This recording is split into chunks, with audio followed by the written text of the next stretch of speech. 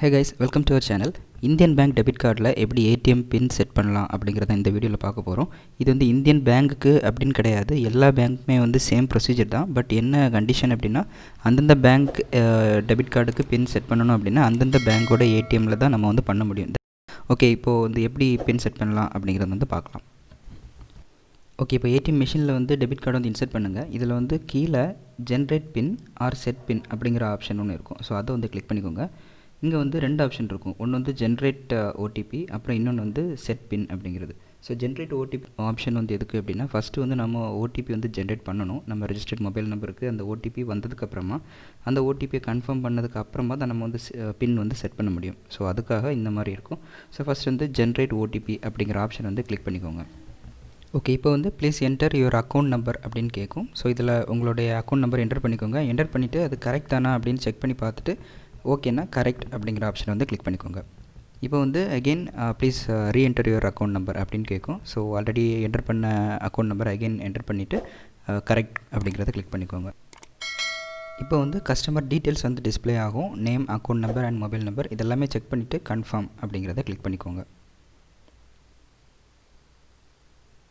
இப்போ வந்து பார்த்திங்கன்னா ஒரு மெசேஜ் வந்து டிஸ்பிளே ஆகும். உங்கள் மொபைலுக்கு வந்து ஒரு ஓடிபி சென்ட் ஆகும் அப்படிங்கிற மாதிரி ஒரு மெசேஜ் வந்து டிஸ்பிளே ஆகும். இப்போ வந்து உங்கள் மொபைலில் பார்த்தீங்கன்னா ஒரு ஓடிபி வந்து ரிசீவ் ஆகிருக்கும். ஸோ அந்த ஓடிபியை நம்ம வந்து யூஸ் பண்ணி பின் செட் பண்ணலாம். இப்போ அதுக்காக அகெயின் டெபிட் கார்டு வந்து இன்சர்ட் பண்ணிக்கோங்க.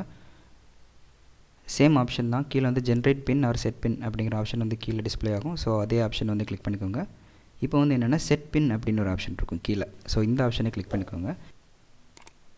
இப்போ வந்து please enter your mobile number அப்படின்னு கேட்கும். இதில் வந்து உங்களுடைய ரெஜிஸ்டர்ட் மொபைல் நம்பர் என்டர் பண்ணிக்கோங்க. என்டர் பண்ணிட்டு கரெக்ட் அப்படிங்கிற ஆப்ஷனை கிளிக் பண்ணுங்கள்.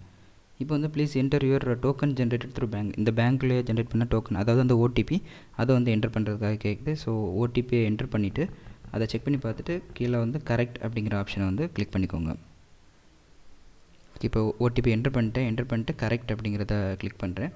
இப்போ வந்து ப்ளீஸ் என்டர் யுவர் நியூ பின். இந்த இடத்துல தான் உங்களுக்கு எந்த பின் நம்பர் தேவையோ அந்த பின் நம்பர் வந்து செட் பண்ணிக்கோங்க. இப்போ எகெயின் வந்து ரீஎன்டர் யுவர் பின் கேட்கும். ஸோ சேம் பின் நம்பரை என்டர் பண்ணிக்கோங்க எகெயின்.